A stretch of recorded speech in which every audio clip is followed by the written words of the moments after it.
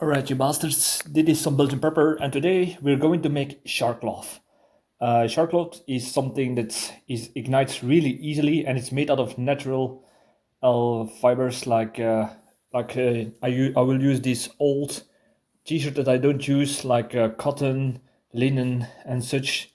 You can just cut some, how do you say this, some ribbons, place them in a metal container. What I'm going to do is place several in a row, and then I'm going to close this off because this has to happen in a airtight container, and then I'm gonna put it into the fire, and there will be a process called how do you say this? I've forgotten the name about this process. It's called temperature de fuck, I forgot the name. Temperature de um, carbonation or something. Sorry for my English. Well, yeah, and this is how we going to get charcloth. The reason why I make this video is because recently I've been on a 10 survival item challenge during a bug out exercise, and I discovered that having a good tinder can be a world of different if you only have a ferro rod. So that's the reason why I'm going to show you how to make charcloth, because with that it's easier to make a fire, and you don't have to fail in making a fire with a ferro rod for 8 times like I did during the exercise. So I learned a lot from that. So yeah, we're going to put this onto the fire. So I put the metal box with the cloth into my fire, my stove, and we will let it sit there for on this kind of fire. I put it, by the way, in the middle, so the heat will get all around it very well.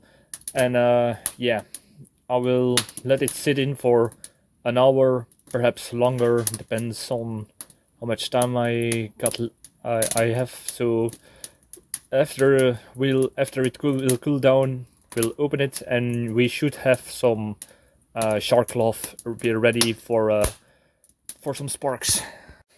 So the charcloth is a success and also a failure. Why is this a success? Because I have made charcloth, so I can put it in my bucket bag and it will be fine.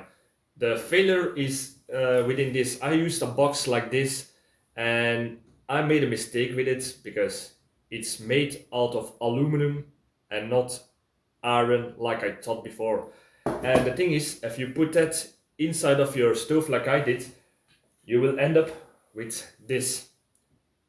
The fire was so hot it melted the aluminum. For luck's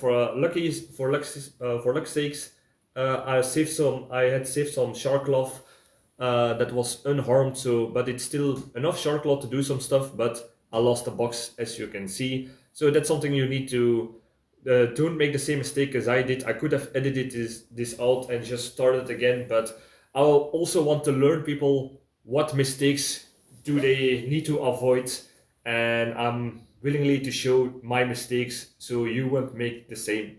Yeah, so use steel or iron boxes to or pots to make charcloth.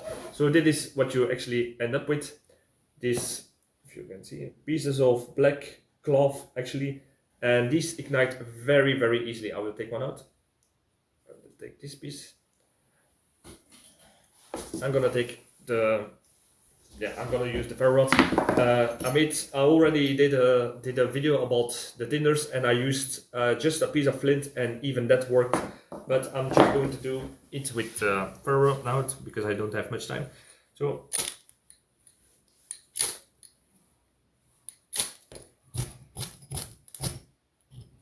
it's already starting to burn.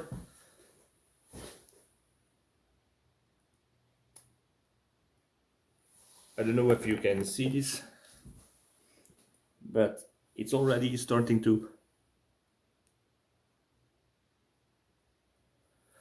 So it burns a little bit slow, but then you have time to put the Kindle on top of it and make it burn. So yeah, as you can see, it burns really easily.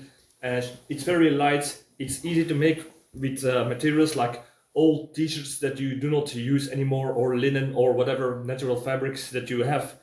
If you cook something on the fire or boil some water at home, you can just take one of these metal box, use an iron or a steel box, not aluminum, and put it on the fire while you're doing that. So you do two things into one. It's also takes up less space, and like I said, it ignites really easily. Even with a piece of flint, I can make this start. So you will see that in a future video on how to what kind of a tinners I would put in my bug bag.